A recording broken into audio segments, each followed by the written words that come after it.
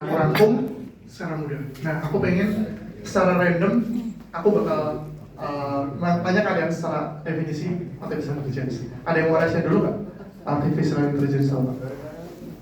Please, daripada saya aku tunjuk loh, ya udah aku tunjuk. Secara arti kalian sendiri itu artificial intelligence itu apa? Yuk guys, sebelum aku tunjuk daripada satu, nggak ada nih. Silakan, menurut kamu apa? Artificial intelligence? Oke, yang bisa menirukan manusia. Oke, good. Ada lagi? Lebih detailnya? Boleh, silakan. Kayak sebuah alat yang hampir mirip seperti manusia gitu. Iya. Jadi dia prosesnya dari apa? Dari apa? Kayak setara hampir manusia lah, tapi secara apa namanya? Experience. Ya, Ya. kayak ada jaringan sarafnya gitu lah. Ya. Oke. Ada lagi? Ada lagi? Silakan. Program yang bisa melakukan reasoning dan keputusan sendiri Betul. Berdasarkan pengalaman. berdasarkan training data. Training data. Oke. Jadi apa sih yang membedakan artificial intelligence dengan yang lain? Itu adalah yang perlu kalian tekankan itu adalah experience dan dataset. Kalian mau bikin AI tanpa dataset itu bagaikan ambulan tanpa wiu-wiu. Gak bisa. Kayak gak bisa, serius. Kalian, makanya ketika kalian ingin membuat kecerdasan buatan itu pasti butuh dataset. Dataset itu adalah bensin dari AI. Nah, ada yang bisa jelasin Turing test ini tadi? Goalsnya gimana? Gimana mesin itu bisa dilakukan? Ada yang jelasin lagi? Turing test, aku tadi udah jelasin. Gampang nggak Turing test? Aku main nge-absen. Rasain please? Kalau sebelumnya nggak bisa bedain dia kerjaan AI atau manusia. Good. Jadi Turing test itu adalah dimana tesnya yang si jurinya nggak bisa bedain antara manusia sama robot. Oke? Lalu juga ada strong AI dan weak AI. Ada yang bisa jelasin? Silakan. Kalau strong AI itu yang bisa hampir mirip sama manusia, kalau weak AI itu yang mirip tapi miripnya sedikit aja kayak gitu. Oke, good. Jadi strong AI itu benar-benar bisa, tapi AI itu yang masih banyak kurang dan salahnya. Nah, kalau human intelligence ini various aspek itu yang saya jelasin di awal tadi, ada kognitif kayak gitu. Tapi ini jarang sih dipakai. Terus ada fundamental aspek itu tadi itu seperti kayak reasoning, terus decision making dan lain-lain itu tadi, learning gitu tadi. Ini makanya tadi saya bilang ini slide-nya mungkin rada mendudukan, makanya langsung saya rangkum. Ya, coba sambil kita review lagi.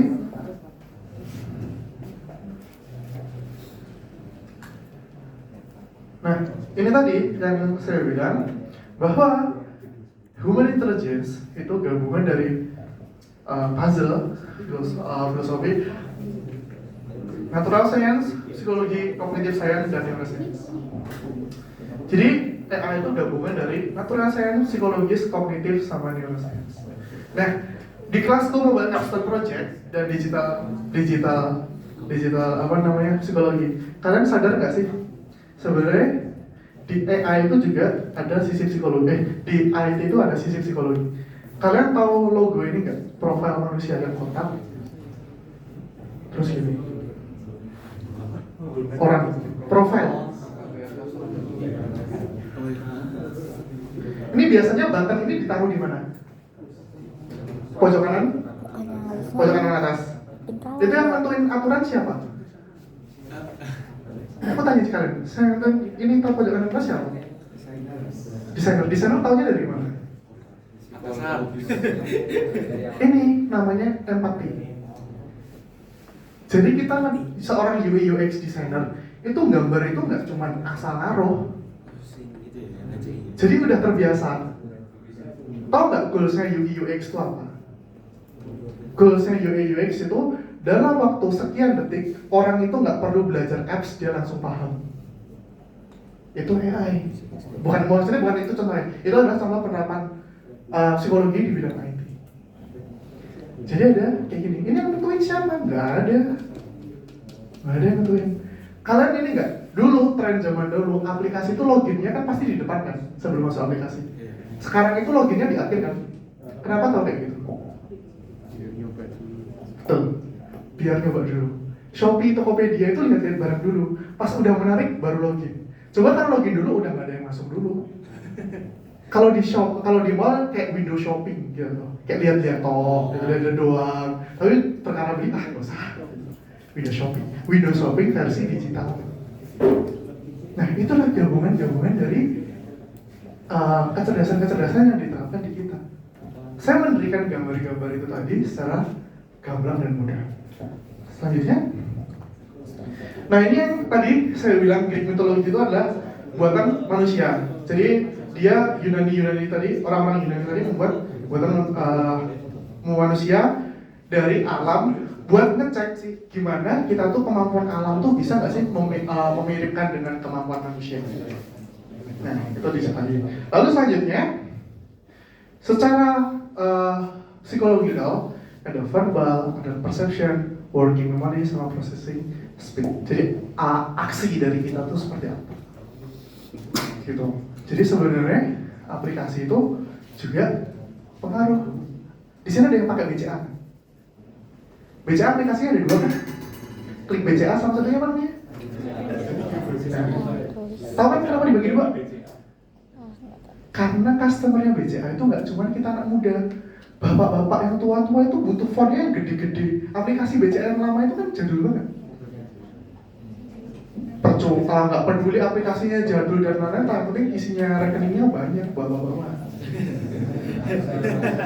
Boomers itu yang nasabah BCA prioritas kan kalau ke bank kan cuma koloran doang kan, ya? Mereka nggak peduli aplikasi bagus-bagus, tapi yang penting bisa. Yang penting bisa. Kayak gitu. Jadi ada psikologi kan juga. Next ya. Terus ada juga masalah kognitif, kecerdasan itu sendiri. Jadi apa namanya? Dia mengevaluasi gimana how the nervous system represent process and transform information. Jadi informasi itu kita serap tuh dan kita olah tuh kayak gimana. Jadi seperti aku bilang, apa sih yang membedakan AI dari yang lain itu adalah dari dataset dan experience yang kita bangun. Maaf banget, aku udah membahas konteks sensitif. Ada penelitian di mana anak tumbuh kembang besar karena didikan dari orang tua, betul? Itu contohnya kayak gitu. Ada orang yang maaf banget kalau ada yang kesinggung atau gimana. Orang yang susah bicara, mungkin ketika dia bicara tuh selalu direndahkan, nggak dihargain, ya nggak gitu juga. Kayak gitu juga. Ada yang direndahkan. Ada orang yang berbicara itu ketika baru ngomong tuh udah ide lu jelek banget nih. Gitu. Jadi dia ketika ngomong tuh udah males duluan. Itu AI versi manusia. Kita dilatih bertahun-tahun kayak gitu. Akhirnya nggak usah ngomong lah. Kalian nonton filmnya siapa? Kristo yang tinggal meninggal. Kristo, ting ning. Ya Kristo Emmanuel. Nah, di filmnya Kristo Emmanuel itu kayak gitu. Sorry, ada yang mirip ya? Sorry. Jadi filmnya Kristo Emmanuel itu dia menceritakan seorang cowok, dia itu nggak punya teman. Karena dari kecil ketika dia ngomong tuh dia nggak dihargai. Nah itu makanya represent proses and transform the information, kognitif. Jadi kita benar-benar seorang sistem tuh belajar bagaimana learn the process experience tadi. Jadi paham kan apa bedanya AI tadi? Bedanya dari datanya dari dia belajarnya dari mana? Experience. Dari dataset. Kalian kalau bikin AI pasti butuh dataset. Kalian bilang AI. Kalau kalian datasetnya mana mbak? Datasetnya mana pak? Oh dataset. Nggak mungkin. Pasti ada dataset. Nah sebenarnya ada AI yang aku bilang tadi namanya expert system. Mana ya? Expert di sini ya. Expert system.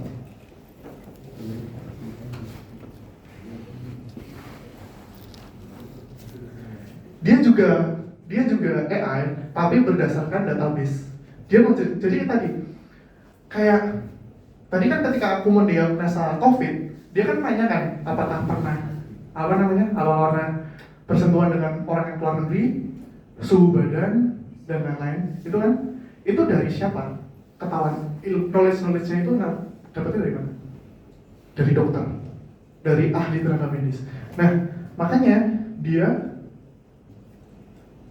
punya namanya knowledge database. Jadi di sini knowledge yang udah dibangun. Tapi minusnya expert system, dia terbatas, nggak bisa berkembang. Jadi cukup sampai di situ aja knowledge database. Nah, kalau sistem ketom kayak gitu tadi kan, dia berkembang terus. Dia trainingnya berbeda terus. Oke, aku lanjut ya. Nah, terus ini tadi sudah aku jelasin juga. Yang pertama, waste chart, kalau saya tadi yang pertama seperti verbal comprehension, working memory. Pasti ini masalah ingatan memori. Verbal lebih ke semangatis, vocabulary, lalu juga perception, listening, lalu juga actingnya rational. Tadi juga udah. Jadi bisa dilihat di slide yang udah aku rapoin juga. Nah, neuroscience. Ada yang tahu istilah black box system kan? Black box testing. Jadi di mana kita tuh tidak tahu bagaimana komputer itu berproses. Nah, sama. Ketika nanti kalian sudah masuk ke AI bagian jaringan syaraf tiruan, itu jaringannya tuh banyak banget. Sekarang aku nanya, jaringan kalian tuh bisa kelihatan nggak sama kalian? Itu namanya black box system. Kalian nggak tahu dalamnya jaringan itu benar-benar bekerja kayak gimana. Itu black box system. Jadi kita ada namanya limitasi juga. Oke, lanjut lagi. Nah, ini yang saya bilang logical thinking from derived knowledge. Pasti saya bilang berulang-ulang bahwa AI itu berasal dari sebuah dataset derived from knowledge. Lalu yang kedua, lateral thinking inspired from knowledge. Lalu juga intuisi itu jadi intuitive thinking itu dari intuisi. Nah, cuman yang terakhir ini jangan pernah dipakai ketika tesis defense atau tugas skripsi. Jadi kalian ditanya, ini dapatnya dataset dari mana? Wah, dari intuisi saya nih Pak, gitu. Gak boleh kayak gitu. Jadi semua ini harus berdasarkan research. Biasanya kalau intuisi ini dari database, dari riset-riset psikologikal sebelumnya. Jadi bisa dipakai. Nah, hal ini penting. Itu seperti intelligence is the overall human ability to build, develop, and manipulate knowledge. Jadi lagi-lagi selalu dibilang manipulate knowledge. Jadi ilmu-ilmu data yang bisa kalian olah itu di situ bisa memberikan rekomendasi. Contohnya, ketika kalian dalam SMA, kalau guru BK kalian mengumpulkan nilai-nilai kalian nggak sih? Kayak kalian disaranin masuk jurusan apa itu? Ya, pasti kan? Kalau zaman dulu, Bu, nilai saya segini bisa nggak sih masuk matematika? Wah, menurut ibu nggak bisa nih. Ada kan kayak gitu? Masih nggak sih kayak zaman kayak gitu? Masih kan? Nah, sebenarnya saya kemarin pernah sosialisasi ke guru BK. Dataset nilai itu bisa buat bikin mesin learning prediksi bisa masuk kampus mana. Jadi misalnya, masuk BINUS tuh rata-ratanya 80 atau misalnya bahasa Inggrisnya 100-190. Jadi kalau expert system ini tadi bedanya tuh gini teman-teman, cara gampangnya. Expert system itu kan if else.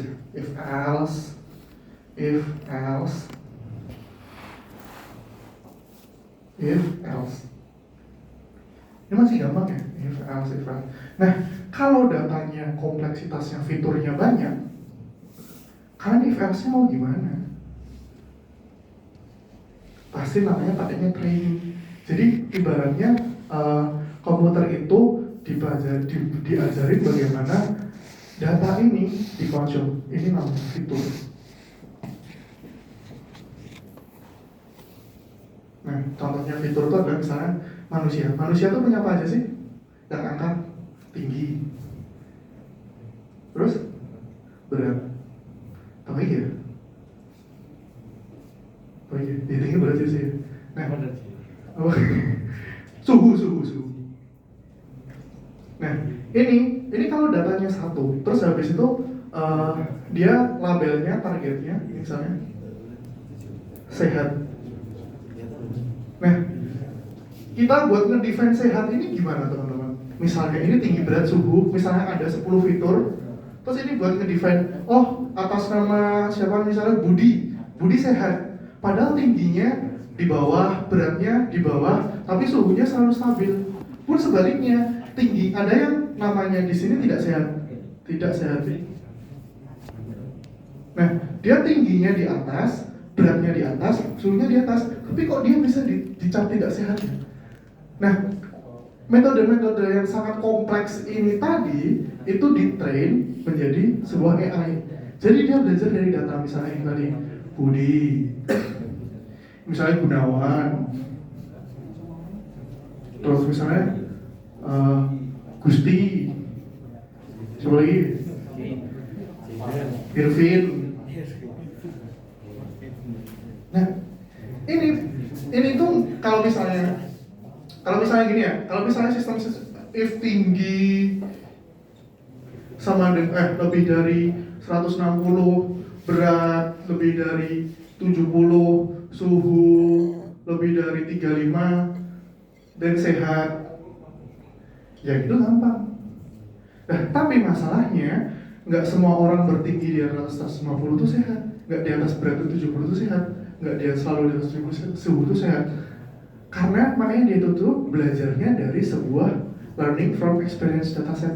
Jadi dia polanya tuh kayak gimana gitu. Jadi pola-pola yang kebentuk dari dataset itu kayak gimana, itu jadi munculnya di situ.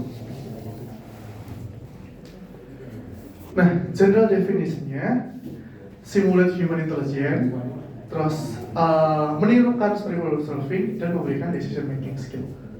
Ada yang pernah dengar ini nggak sistem pendukung keputusan? Belum pernah dengar ya? Itu juga AI.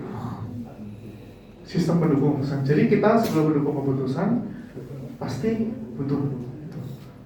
Kenapa sih sekarang data tuh mahal? Ya gara-gara AI ini.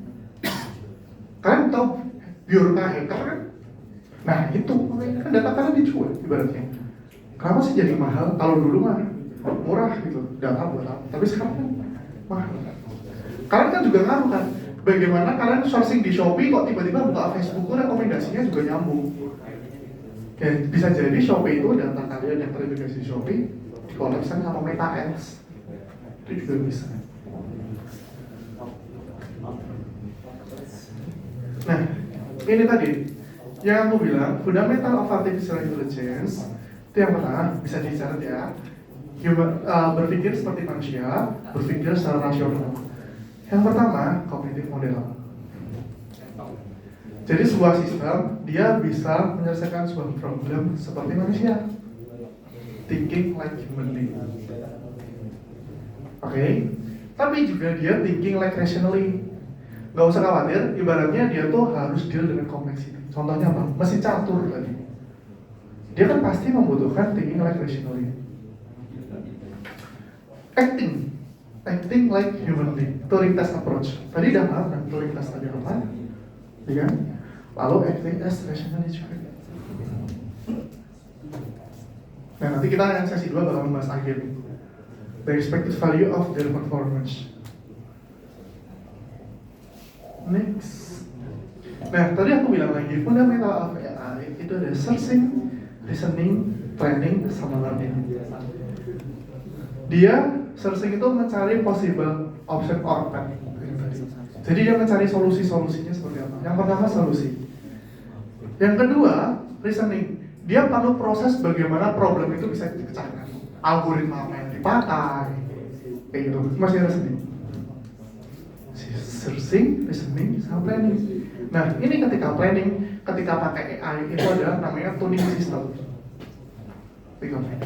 Baru learning. Dia belajar dari dataset. Jadi ini konsep yang kalian harus pahami, nggak harus hafal. Oke? Kalian harus pahami, nggak harus hafal. Kalian searching, kalian listening. Jadi di AI itu pertama mencari solusi, alasannya modelnya alasannya apa namanya, kenapa, lalu modelnya apa, lalu learning dataset. Itu AI. Jadi sekumpulan yang ini tadi namanya AI. Searching, reasoning, planning, dan learning. Ini nggak usah ya, belajar sejarah. Nah ini yang mesin Turing tadi aku jelasin. Nah ini tadi mesin Turing tadi nih. Ini komputer, ini juri, ini mbak Telkomsel lah kata bilang. Mbak Telkomsel. Nah ini yang nanya nih. Terus dijawab nih via WhatsApp. Hai, gitu dibalas. Selamat sore, selamat sore. Nah dia nggak bisa bedain nih mana yang benar AI, mana yang benar mbak Telkomsel tadi. Nah kalau dia salah, berarti acting like human-nya berhasil. Oke, gitu. Nah ini aku bilang strong AI sama weak AI. Jadi ketika kita sejauh ini kita tuh melakukan baru weak AI. Kenapa? Ya karena kita belum bisa bisa mirip banget sama manusia. Ibaratnya kalau dia meyakini bahwa benar-benar lagi human, dia benar-benar strong AI. Gitu. Di sini benar-benar jadi robot manusia, benar-benar mirip banget, itu baru strong AI. Kalau weak AI masih kayak parsial yang part-partnya tadi. Nah, yang ini strong tadi benar-benar capabilities-nya mirip banget sama manusia. Nah, apa aja domainnya? Logical thinking, plan, learn, komunikasi, dan menggunakan ability kemampuan. Nah, kalau weak artificial intelligence itu gimana sih? Dia seperti ya mirip, cuman masih banyak kurangnya gitu. Jadi kayak cuman bisa menyelesaikan, dia bisa part-part seperti merumuskan kayak gitu. Tapi dia capabilities-nya seperti expert, navigation system tadi aku bilang, navigation system, voice recognition, character, suggestion, dan lain-lain. Kalian pernah voice to text ke Google Translate kan? Itu kadang kan logat kita sembarangan gitu kan nggak muncul kan di Google Translate. Nggak muncul kalian nanti itu nggak muncul. Apa ini tulisannya nanti di gitu doang di Google. Itu ya. Tapi wajar. Yo nggak no gitu kan, no-nya kan jadi NOW gitu kan juga nggak bisa. Nah ini penerapan AI. Kalau ini mah gampang. Penerapan AI. Ada yang tahu ini nggak? Search engine namanya Gatot Kaca. Kalian ada yang pakai? Nggak tahu. Makanya ketika aku bilang kadang tuh kita tuh terlalu membuat hal-hal yang duplikat dan sebenarnya nggak dipakai. Contohnya adalah search engine duplikat. Ada yang nggak tahu Google nggak? Buset kalau ada yang nggak tahu Google. Oh ya, sini ada yang pakai ChatGPT berapa persen? Recent list? Pakai ChatGPT aja. Semuanya pakai. Oh semua pakai. Ada yang gini deh, ada yang tim ChatGPT, recent list? Ada yang tim Google Gemini? Oh Gemini aja dikit. Ada yang Bing? Oh enggak, ada ya? Ada yang DeepSeek? Oh kamu DeepSeek, oke. Jadi masih banyak yang ChatGPT ya. Jadi FYI, aku sharing experience. Aku tim Google Gemini. Kenapa? Kalau aku tim Google Gemini, karena mostly teknologi itu connect ke Google. Database Firebase, ada Google. Terus Android juga Google.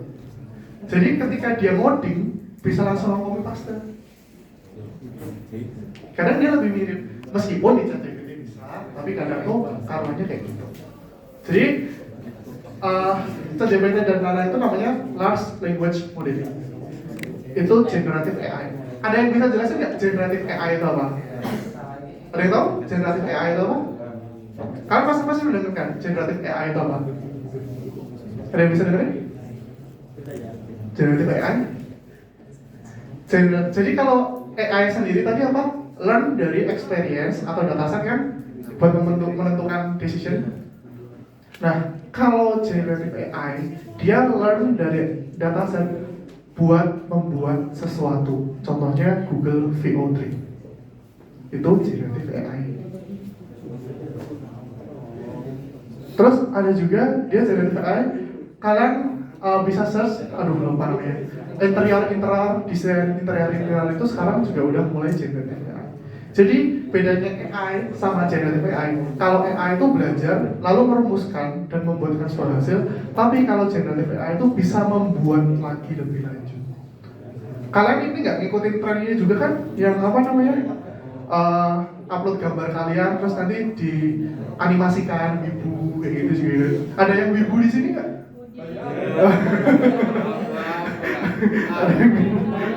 Ada yang wibu di sini nggak? Ada yang wibu nggak? Ya kayak gitu. Jadi dia gambar-gambarnya kayak gitu. Terus nanti misal edit nge-prompting gambar saya dengan pasangan wibu saya gitu. Jangan dipakai gitu. Oke. Lanjut. Nah, ini lebih ke ya tadi aku bilang ada chatbot dan lain itu. Ini juga yang mesin AI. Udah sih, gitu. Nah, sekarang aku tanya 4 fundamental AI. Ada yang masih ingat nggak? Ayo, tadi Wes if enggak sih? apa? Wes if enggak sih? Apa? WAIS. Bukan, yang searching tadi. Searching, listening, learning, planning. Ingat ya tadi? Yang ini. Oh, Fundamental AI. Tapi bener kok WAIS. Iya?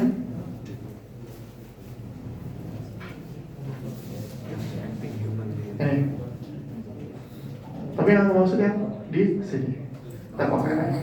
Maaf, type of AI maksudnya. Ada yang bisa menjelaskan? Aku pengen review dulu. Apa yang bisa menjelaskan maksud searching di sini?